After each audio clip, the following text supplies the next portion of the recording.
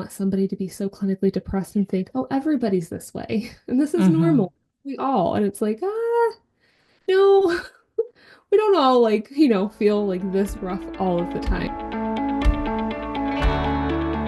Hello and welcome to Theratay. My name is Katie and I'm with my co-host Ashley. And today we're recording the title track Evermore from the Evermore album. This was one of Ashley's choices, and I'd love to know why. Ashley, what made you choose Evermore?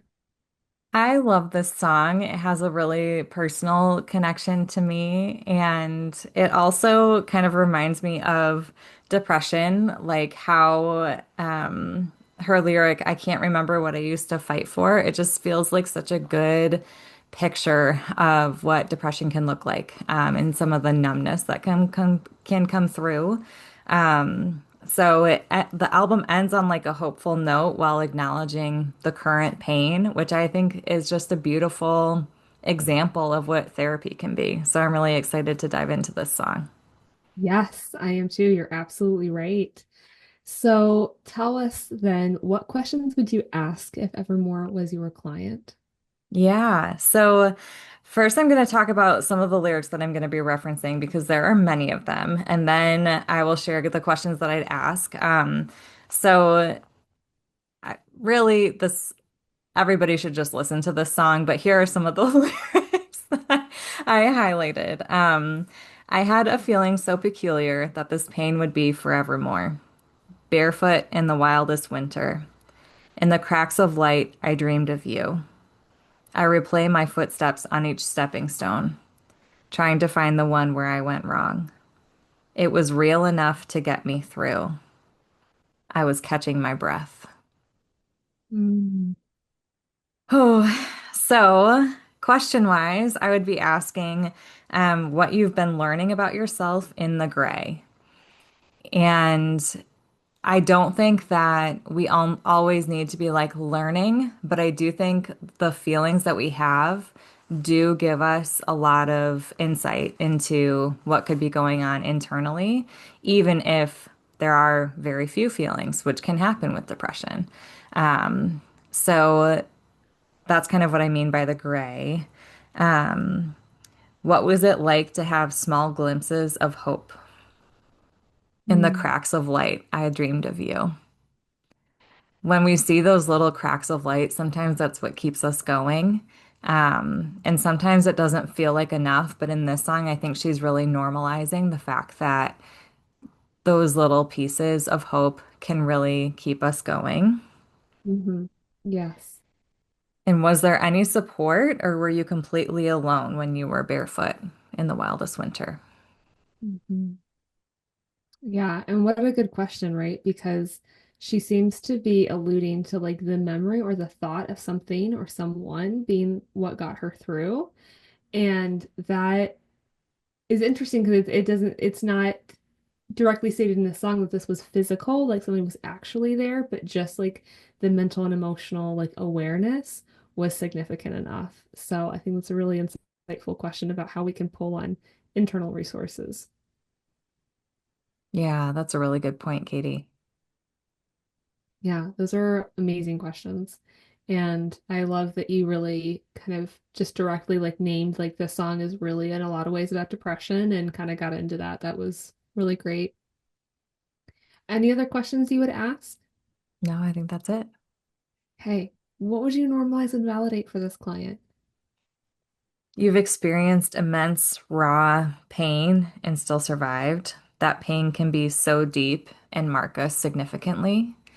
So when she's saying like being alone, barefoot in the wildest winter just like sticks with me. Like the absolute like rawness of bare skin and ice. Like it just is such a good, vivid picture of what that can feel like. So just acknowledging that pain and the fact that while it is deep and can mark us, you continue to survive. Yeah, yeah, absolutely. And yeah, that lyric about like walking in the snow barefoot, that really one that sounds very lonely and two incredibly painful. Hmm. And like, where are your shoes? Do you have shoes? Did you lose them? Like, did they fall apart? Like, what's the story there? Like, there's just Mm, this unspoken story of like, I don't have what I need to make it through this, kind of like subtext. So yeah. it's a really good normalization validation there. Yeah. Anything that you would challenge? Um, Honestly, challenge is hard with the song. But I quote, it was real enough to get me through. And the only question I have, and it may not even be considered a challenge, but is it hard to trust that it's real? Oh, how what an insightful question. I think with trauma, it can be really hard to trust other people. It can be really hard to trust good things that are happening. Um, so her lyric, it was real enough to get me through. Like it was real enough to me to help me, but it seems like there's still a question underlying in there. Real enough. Hmm. Yeah. I love your point about like good things are the hardest to trust. And, one of my favorite, like, kind of quotes about like healing from depression and trauma is that we don't heal so that we can handle more hard. We heal so that we can handle soft, and we heal so that we can embrace joy because those are far more vulnerable than hard things. Hmm. Yeah, vulnerable is a really good word to put there. Absolutely. That's lovely. Any recommendations that you might provide? Keep looking for the cracks of light in the midst of freezing cold, hard pain. Um, Not that you can't acknowledge the pain, but when we don't have those little cracks of light, when we don't see those little pieces of hope, it's really hard to stay alive, right? It's really hard to stay um, hopeful, or the word that keeps coming to mind is focus, but that's not what I mean. It's like allowing yourself to keep going. Yeah, yeah, absolutely. It's it takes diligence, right? And focus to like remember those things. Hmm. Any encouragement that you would offer? You will catch your breath. Breathing will come easier. You have been through a lot and handled it while acknowledging your emotions. And I respect you for that. Mm. Isn't that such a life-giving thing to hear? Like for you as a clinician to offer a client your feelings of respect, that like I see the work that you're doing and I'm holding respect for it, which when you're like in a deep depression might be a really hard thing for you to do, to hold space for your own process. You might be really hard on yourself. You might be thinking it's not enough. But for somebody to say, like, I see what you're doing and I respect it, like that takes effort. Such an honoring process, such a gift for somebody in the midst of a very difficult time to hear. Hmm. Yeah. So, Katie, I can't wait to hear the lyrics that you'll be referencing. And here they are. I replay my footsteps on each stepping stone, trying to find the one where I went wrong, writing letters addressed to the fire. Can't not think of all the cost and the things that will be lost. I'm on waves out being tossed. Is there a line that I could just go cross? And I was catching my breath, floors of a cabin creaking under my step. And I couldn't be sure. I had a feeling so peculiar.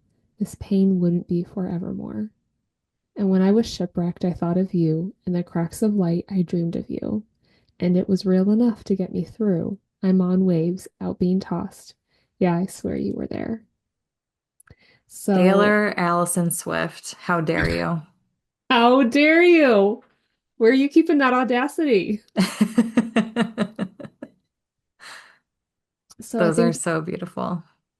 this song really highlights three different parts, depression, despair and anxiety, and hope. And I think they follow in that uh that flow. I think that the song flows in that way.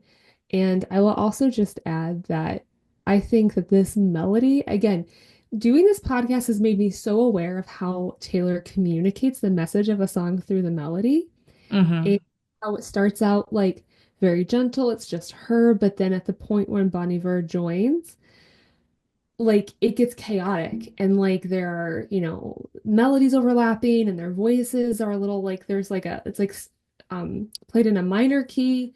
And so it just like sounds kind of like anxious, chaotic. I'm not sure what's going to happen. And then it like levels back out, which because it kind of uses the metaphor of like a shipwreck or a water, to me it reminds me of like when the water is calm, when a storm comes in and it's chaotic and then it goes to being like peaceful after the storm. So like that was just like a visual metaphor that has been in my head as I process the song that I wanted to share with you and with our listeners, so that you kind of know where I'm coming from as I process it. The way you paint a picture for these songs and draw out themes, I know I said this last time too, but like it's just incredible. I love it. Thank you.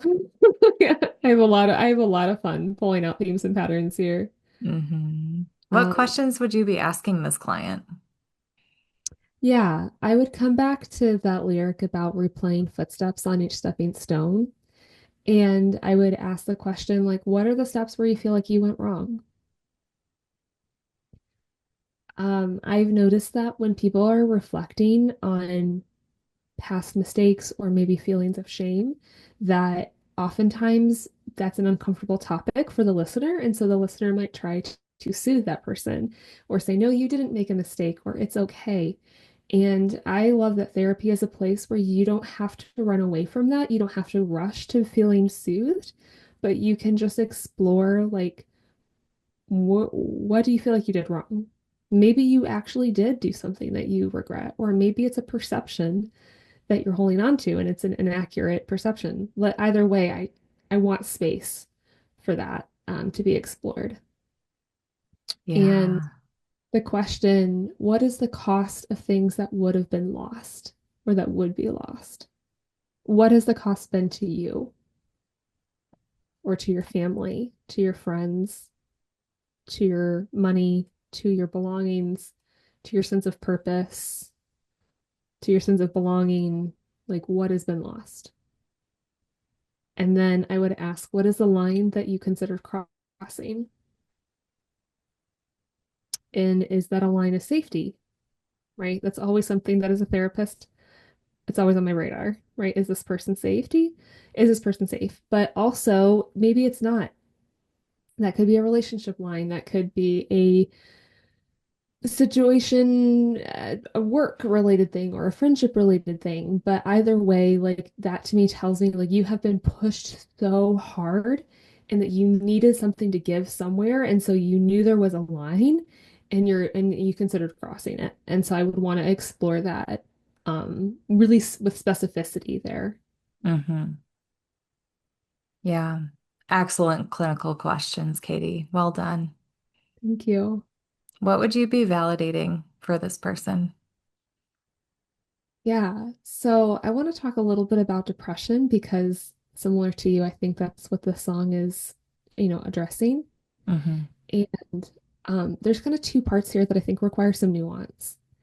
Um, what I do want to normalize is feelings of depression, right? It's really normal to have days where you feel down and sad or low energy, blue, days where you're not interested in doing things that you would usually want to do, etc. However, that is a little bit different than clinical depression. And where's the line? Because this is a question a lot of people have. Like, when do I go from like having a bad day or a bad few days to having clinical depression? And according to the DSM, this would be related to a couple things: timeline, severity, and distress, right? And when you've had those symptoms for, according to the DSM, 2 weeks or more, when it's causing a certain level of disruption to your life, and you experience distress by those things, and you're also getting a level of feedback, we don't want to normalize that. So, when I'm talking with clients who are navigating depression, I want to meet them in both places. Let's normalize the feeling, right? Because depression is just your body's very normal reaction to abnormal or unreasonable circumstances. And at the same time, I don't want somebody to be so clinically depressed and think, oh, everybody's this way. And this is Hmm. normal. We all. And it's like, no, we don't all like, feel like this rough all of the time, right? So it's a little bit of like holding both. And this is where I like to introduce some psychoeducation. And I want this person to, one, feel like they're not alone.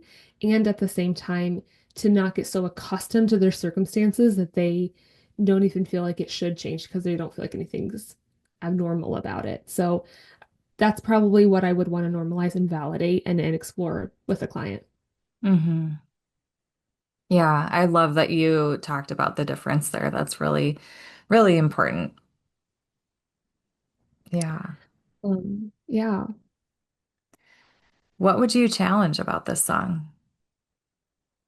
I don't really have anything to I challenge. know it's so hard to challenge it because this person is like naming their feelings, is like holding on to hope, is just making it through, right? Like that's what you got to do.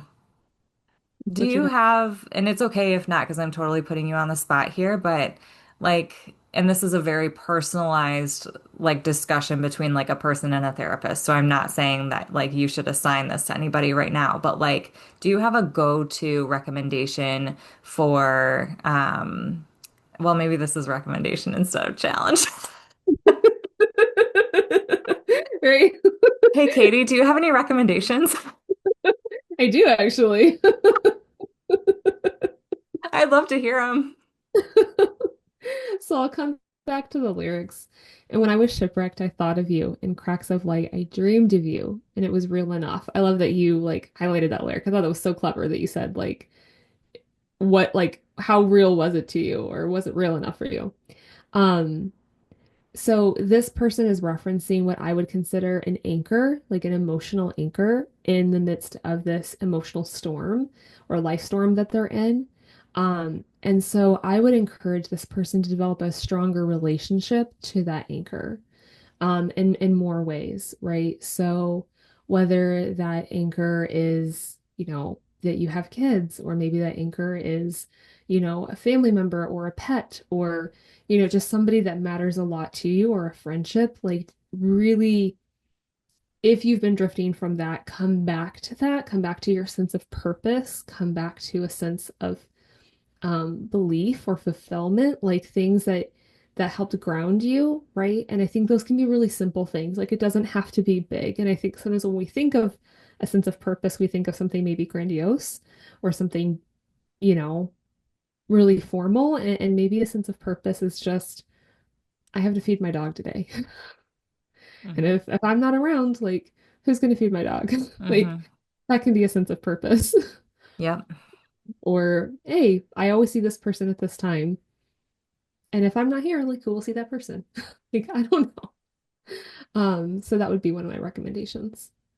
I think one thing that's really important that you're highlighting here, Katie, is having like sometimes people focus so much on like their 5-year plan or like a huge goal that they have far in the future that it can feel hard to keep up that motivation for the day-to-day stuff that you have to do to be able to do that long-term goal. So what you're saying is like my dog needs dinner, right? Like that's such a good way for you to say like we need to shorten goals sometimes, right? Like maybe the goal is get out of the house for an hour, and Hmm. that's totally reasonable. Maybe it's brush your teeth, right? Yeah. Like some of those really simple things can Hmm. really keep us going in the midst of really dark days. So I really love that you kind of mentioned those like simple aspects as opposed to like, well, where do you want to be in 10 years? Like start Yeah. thinking about that and won't that be so nice when that happens? Like 10 Hmm. years is a long time and there are a lot of steps you have to go through sometimes to reach those long-term goals. Hmm. Yeah, absolutely. Absolutely.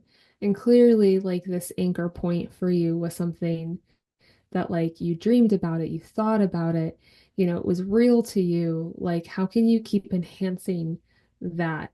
And then maybe like broaden it, right? From like are there multiple anchor points and they can be related or unrelated? Like that's okay too. Maybe it's just like I've always, when I was a kid, I wanted to do this thing. Well, have you done that thing? Like, or I wanted to go to this place, or I wanted to meet this person or whatever. And it's like, okay, like kind of like returning back to like what was there but maybe lost or Hmm. what got buried. Like let's come back to some of those things because they have longevity, and I think longevity is something worth noting when we're in a dark place. Like, Yeah. Yeah. How can we get that color back into your face? oh, brilliant connection to our So Long London TTPD Heartbreaker track 5. Don't mind me bringing up All Too Well and So Long London every day of my life. These are like Ashley's, like she's like a stan for these songs. They are a part of me. They are that, and you're losing me. That's so true. I mean, I am a sucker for Oh, a sad song, so I get that. yeah.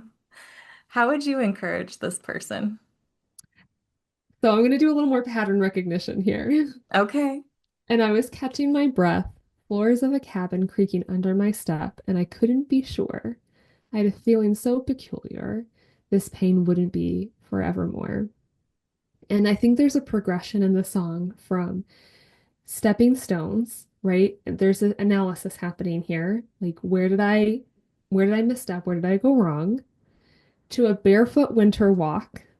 So maybe you're not on stepping stones anymore. Like you're just in the frigid, icy, painful process, right? And then it goes to like being tossed on waves, right? So there's nothing stable. You're completely unmoored. You're completely unstable here. And then it ends on a creaking cabin floor, which is not only stable, but it's communicative. So the floor tells you where you're at. And if you live in an old home or in a home with poorly constructed floors, not that I can relate to this at all, like you can know where you're at in the house by like how this floor sounds, right? Like you know which step to skip or you know which one to step on, and it's going to make that really loud creaking noise when you maybe need a midnight snack and you're trying not to wake up your partner. This sounds very specific. That's like where my mind goes, right? Of like, there's just this progression of like where her feet are in the song and what that is communicating throughout that process. Um, and the floor creaking is kind of this visceral reminder of like, I know I'm stable. I know I'm on something that will support me because I can hear it. And it's telling me where I am, as opposed to like water where you're just floundering and you don't know where you're at. So my encouragement is actually in the form of a question, which is, what is your floor? What helps ground you? Let's work on building up the things that affirm and encourage and support you. What are those things that you can come back to as you're in this process? Because whereas a song, for the purpose of a song and a poem, is very linear, depression is not. And so you will go from stepping stones to a creaking floor cabin to being tossed on waves to being on stepping stones. Like, and you will just loop through that in various ways. So, one, normalize that, validate that, but then also prepare for it. Like, if we know that's going to happen, right? Because maybe sickness or a bad night's sleep or some bad news or something's going to send you back, right? Like, to this potential dark feeling. And that's okay. We just need to know how to map our way through it. Mhm. Katie, I never put together that she started this song outside and winds up inside. Isn't that crazy? I love that. That's amazing. So good. Anything else you wanted to say about this song? Hmm. Nope. I feel Just like really love it. it's so good. Yeah, I feel like I either need to like talk about it for 4 hours or keep it where it's at. Like there is no in between right now. Fair enough. Fair enough. Yeah, it's a really, really beautiful song. And if our listeners have not heard it, please let this go be your invitation to go listen.